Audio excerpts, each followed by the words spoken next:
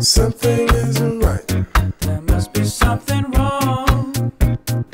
Something isn't right. There must be something wrong. Because I ain't felt like this before. Do you think? What do you So, think? we did these like we did some of the drums at 100 miles an hour. And we recorded some of the drums at 2,000 feet. Hot air balloon. How are you feeling? Scared. Excited but scared. How far are we going up? 5,500. Oh! In a basket. With no snacks. Or toilet. Have you ever trusted Wicker more in your life?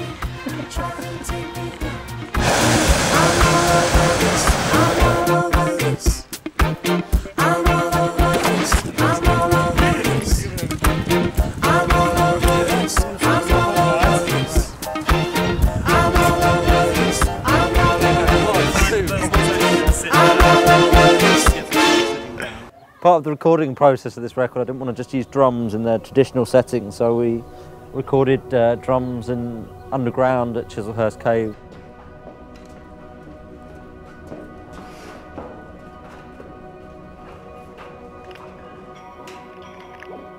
And then in a hot air balloon at 2,000 feet, and then at underwater in the sea just down the road.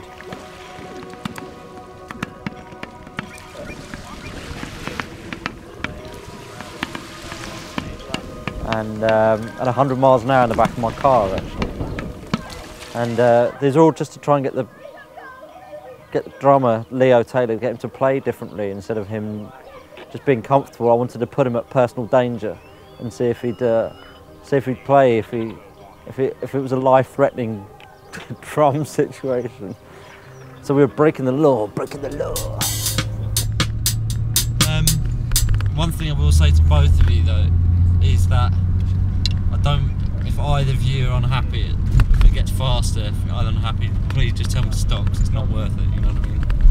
So. But instead of, so you play differently, so it's part of the recording process itself becomes a metaphor for some of the stories, or not even a metaphor, but substantiates the story that you're trying to tell with the rest of the music.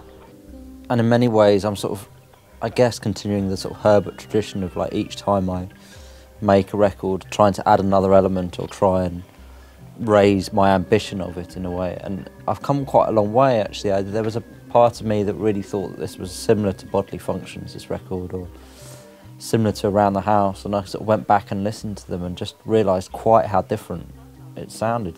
I've got a lot more traditional in as much as like the studio now is a place of that has aspirations to be on the same level as Quincy Jones or something, just technically. I mean, artistically or whatever, that's a whole other story, but technically to be able to mix and have control over audio in such a sort of dynamic and precise way, and to be able to, as I said, raise the ambition of my music even further, even if I fall flat on my face or like an idiot doing, or it looks pompous or it sounds presumptuous.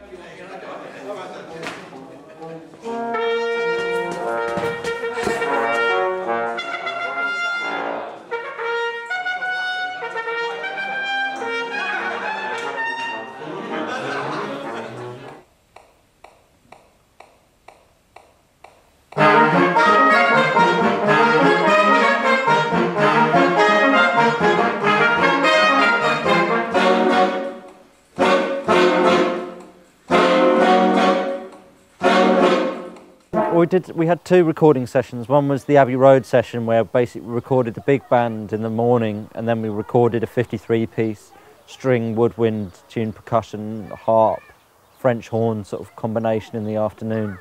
The rest was all recorded in the living room of our house.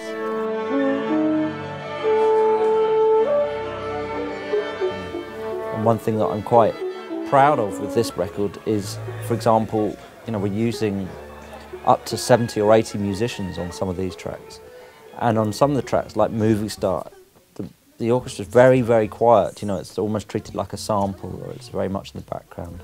And there's others, like We're in Love, where it revels in its sumptuousness and things.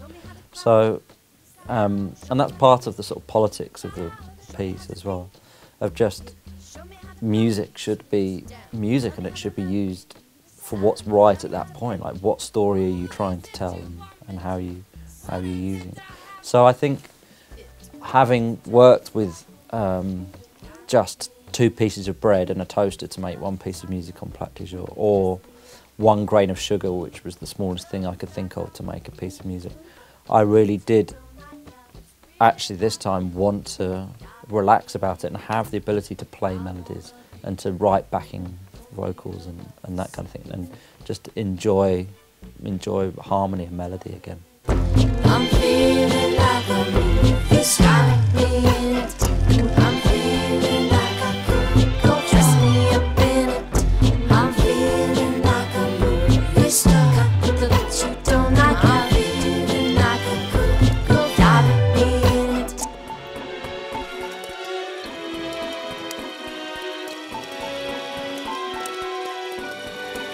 Soon to.